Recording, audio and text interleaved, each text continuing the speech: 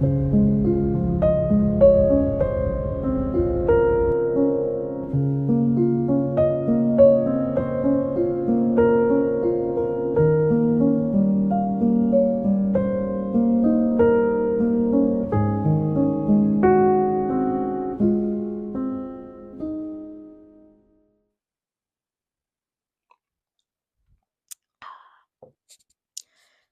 throat is really sore right now. That's why I have that's why I have some green tea with ginger in it in my potato soup mug. I'm a little nervous because I've never actually made a YouTube video before.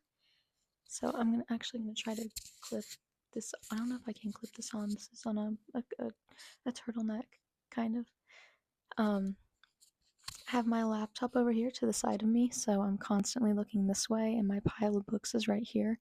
I promise this isn't like a super thoughtless video. I've put a lot of time into this, but I just want to make sure that I get everything right in this video. But hello, this is the first YouTube video I've ever made, and I am a grave of books. If you're seeing this, it's probably because I linked it on somewhere on my social media. I have a few more followers on TikTok. Not so many on Instagram. Instagram I kind of just use as like a mutual thing. I'll link them both in the description. In this video, I'll be talking about my favorite books and some honorable mentions, some books that I think were good, but I kind of didn't put them into my favorite category because there were about 5 or 6 books this year that I read. Let me look back. Okay, yeah, there were 5 books this year that I read, and I felt like they all had a pretty solid connecting theme that that they all followed, and I'll talk more about that later in this video. And it relates a lot to 2024 and how 2024 really wore me down. And so this year gave me a lot of closure through literature and through books.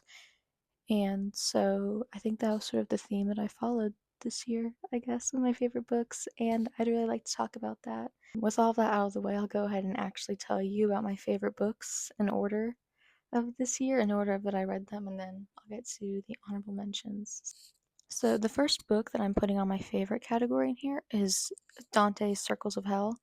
This isn't a part of his Divine Comedy, I don't think. This is just a separate, very small poetry book. I read this alongside The Monk by Matthew Lewis, which kind of helped me get through the very dark Gothic tale.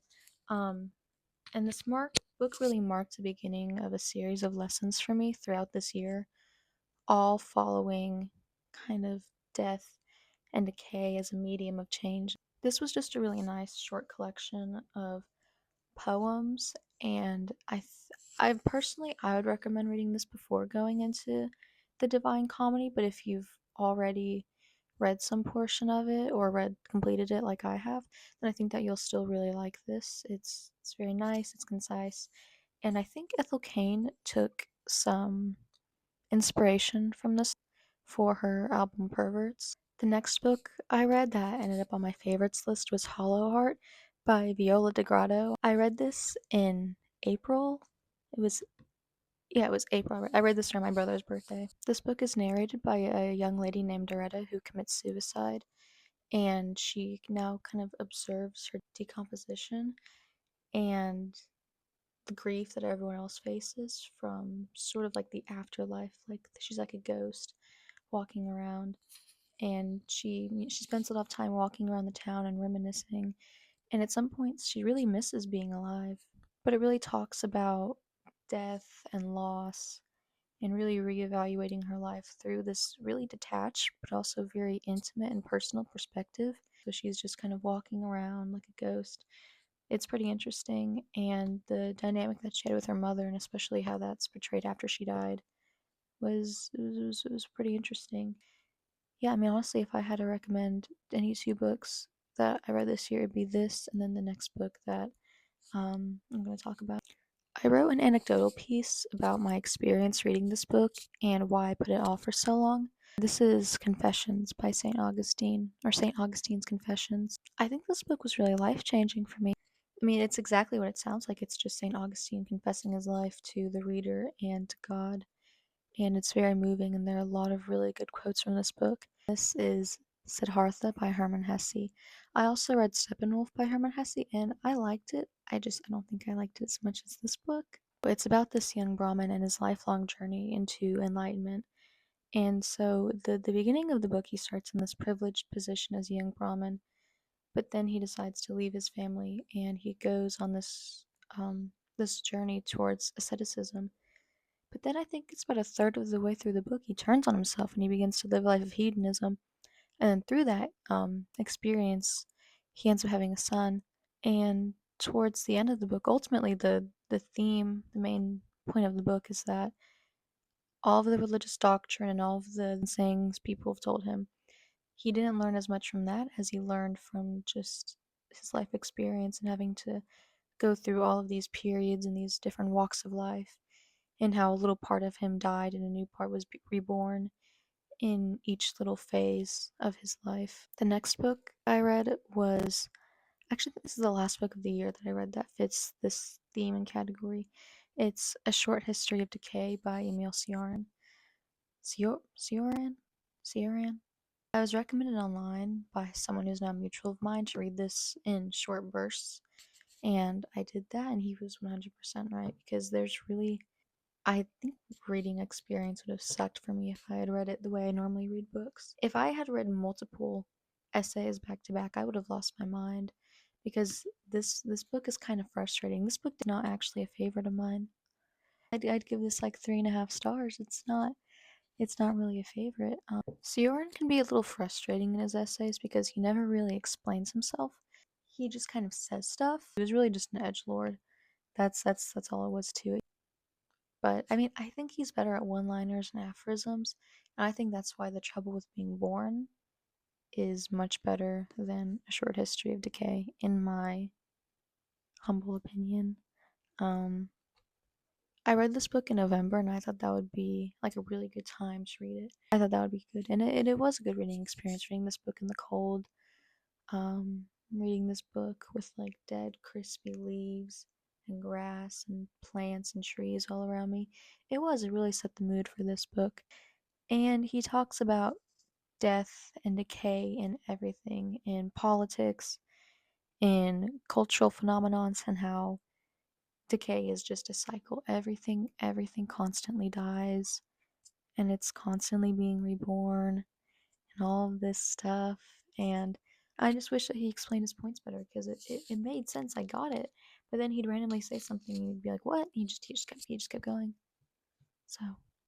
So in every single description of these books I gave, except for I think Confessions, I used the word decay. And decay is synonymous with death, with rotting, all that yucky stuff that we don't really like. We kind of see it as the end all be all and like a finale. Starting near the latter half of July, especially after reading Hollow Heart and beginning to read Confessions, I had begun to think a lot about death and what that entailed. And I'd put off thinking about that for so long because I was very existential, and it made me very dreadful because in 2024 I had a friend who died and I got no closure. It was really frustrating. And at that point, I'd put off reading. I didn't read hardly anything for the rest of the year after August 2024 when that happened. But this year, I decided to dwell on the topic, and I wanted to think about it more. I wanted to give myself that closure because I didn't get any. Reading these books, especially reading Confessions and Hollow Heart, I'm heavy on those two books, of course, because they're my favorite this year, but I think that they followed the theme pretty well. Confessions mostly talks about like the logistics of an afterlife and salvation, but decay, death, in A Short History of Decay and Siddhartha, it just kind of means it's just a cycle of rebirth. That was kind of satisfying for me to read about from books. And then Confessions, I kind of had some spiritual closure. But the message of decay being a cycle paired with St. Augustine's teachings that we die every day and grow closer to everlasting life, it made me a little bit less anxious about where my friend is and like my own death, whenever that may be. this point now, after reading these books, it's weird. It's like I see death everywhere. I see death and decay. I can spot it, I can smell it from a mile away. Everything around me is dying, and at some point, you just have to accept that, especially as you get older in age. So, my lesson, I guess it's just harder to explain in words right now, but I'm working on an essay, of course. Once I get that published, this will make more sense. It should be published around February at least, or at latest. You're not going to get much closure from me talking about my lesson. You'll have to read it. You'll have to go through your own reading journey experience thing. Now we are on to the honorable mentions category. These are books that I liked and I really enjoyed, and some of them I have something to say about, other ones I don't, other ones I just want to praise. But this is a category of books where I kind of didn't want to put them in the same category as, like, oh my, these were like my top whatever. Not because I had anything I didn't. If I don't like something about these books, I'll tell you. But for the most part, I just like these books and I want to shout them out because they're still really good books. And I'm not making multiple videos about this. You're not going to see my face on here for a really long time. So, the first book I want to mention is Crossing the Water by Sylvia Plath. I like this book. It was around this time last year when I read it, where I was just stuck in a reading slump. I couldn't read, I couldn't motivate myself to read anything. And so I pulled this book out and I read it. It's really short. It made me feel satisfied that I got something done. I got some reading done within like the first week of January. So it was really satisfying. The next book was Agua Viva. I like this book too. Again, short and sweet. You feel satisfied at the end because you read something. And I think that this was a really satisfying book. I've only read two books by Clarice Lispector. I really liked Agua Viva. I think I also read this in March or April, around the same time as Hollow Heart. So this was also just an enjoyable book, really solid. I really liked it. The next book I read was First Love, a Gothic tale by Joyce Carol-Oates. I always mess her name up. I always think that it's Carol Joyce Oates. It's about a young girl who goes to live with her aunt, with her mom, after her mom abandons her father, and she begins to get abused by her older cousin. And ultimately, I like her writing of style. This feels a bit almost like poem-ish, and it also has illustrations, which I found pretty cool and interesting. Let me find one. This is a cool illustration of a snake hidden in some branches. That was really cool. The next book I read, or not, this isn't in order anymore. I'm just going through my honorable mentions. Rememberings by Sinead O'Connor. I thought this book was pretty interesting. She's really good at storyteller.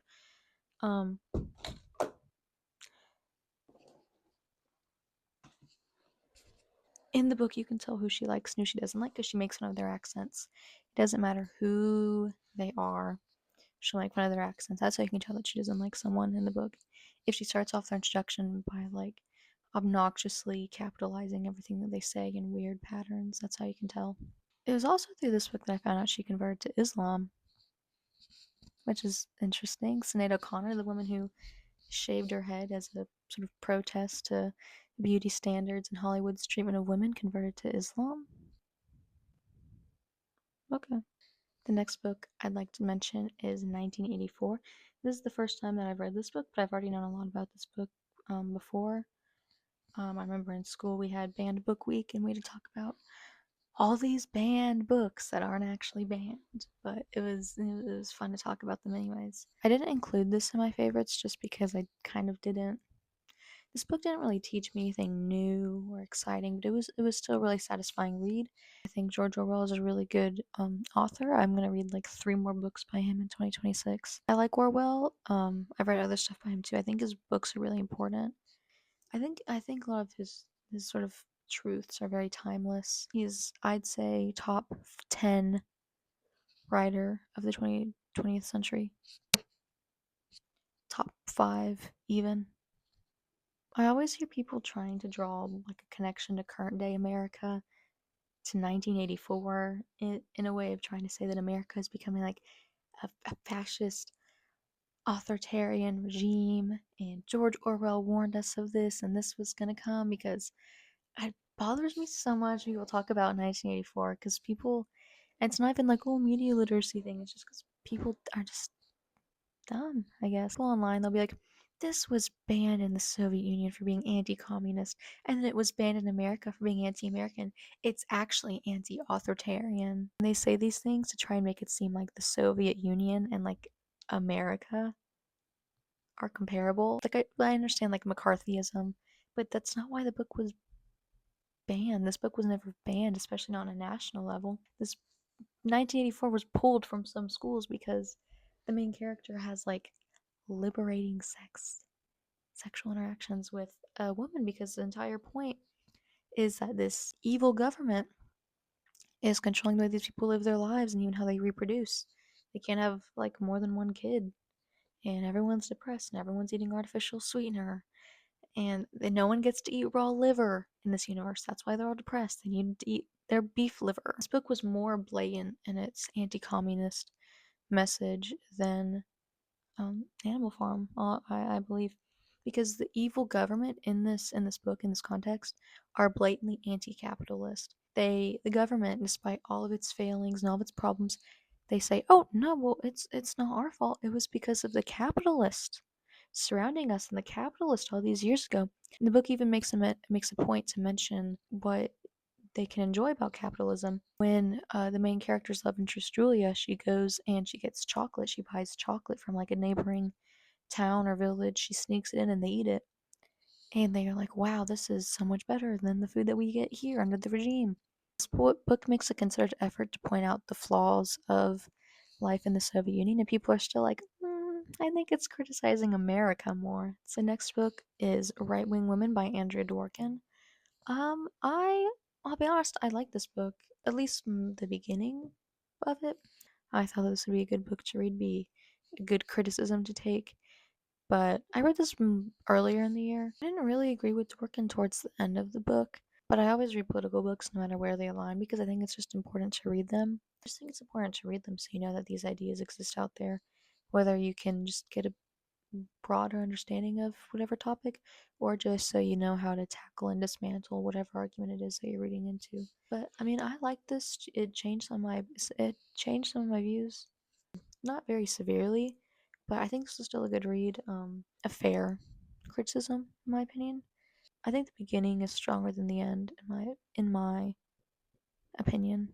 The last book I'm going to mention was Ghost Pains by Jezewska-Stevens. This is a collection of short stories. This was nice. This was the last book that I read this year, and I'm glad that I finished off the year with this book because this book was really nice. Had a lot of interesting short stories. I think they were all written from female perspectives. Just a really enjoyable book, and I like this. I like the way that And Other Stories prints their covers with the beginning line sentences. Those were my favorite books of 2025. And some good honorable mentions. I didn't mention any books that kind of disappointed me or that I wasn't super into, whether it was my own fault or the books. I didn't mention those. Of course, that doesn't mean that any books that I didn't include in this were bad. I think there were a lot of books I read that were good, but some of them were just kind of forgettable. But that's also because I have really bad memory. Thank you for watching this video. You've made me a very happy grave of books. So thank you for watching.